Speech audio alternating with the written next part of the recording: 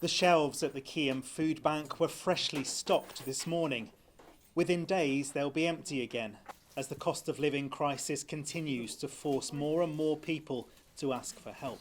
We've noticed a huge increase since Christmas, I would say. And when I say a huge increase, I think probably double the demand. Fuel prices have gone up, electric's gone up. I think people were struggling before. There are 400 people on the food bank's database, and new users are arriving every day. There's often some tears that come with it the very first time because people don't like to ask.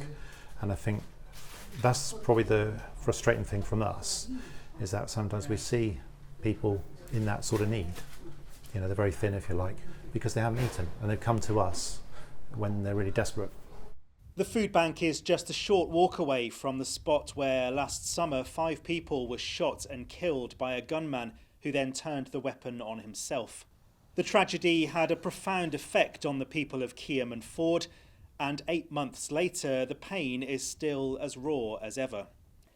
David was working as a police chaplain on the night itself.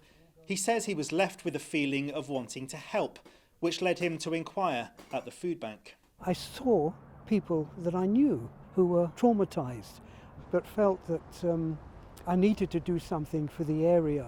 I live over the hill in Ford and realised that providing the food for the needy was something that was a real need. Stacking shelves, filling up bags, speaking to people when they come in was something where I think I can contribute something to the neighbourhood. I wish the incident hadn't happened, but I think it's helped to bring the community together. You know, we're not individuals, we're not strangers, we're not isolated bodies. We are a community. Paul and his team try to stay positive. They have John, a Navy volunteer chef, cooking in the kitchen twice a week, making healthy ready meals which can be frozen and stored. And thanks to regular donations, they're just about managing to keep up with that growing demand. Is there a sense that what's happened over the last year has almost brought the community closer and people have really kind of bonded together in this part of the city, do you think? Yes, there's definitely there's been more partnership working, that's for sure. And you'll see it across the whole community, whether it's just individuals or smaller groups. People don't forget that sort of thing. It's still with us. For me, I remember just seeing all the flowers up the top there.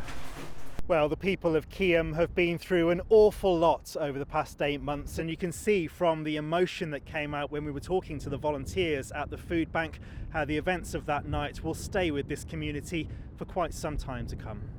Sam Blackledge, ITV News in Plymouth.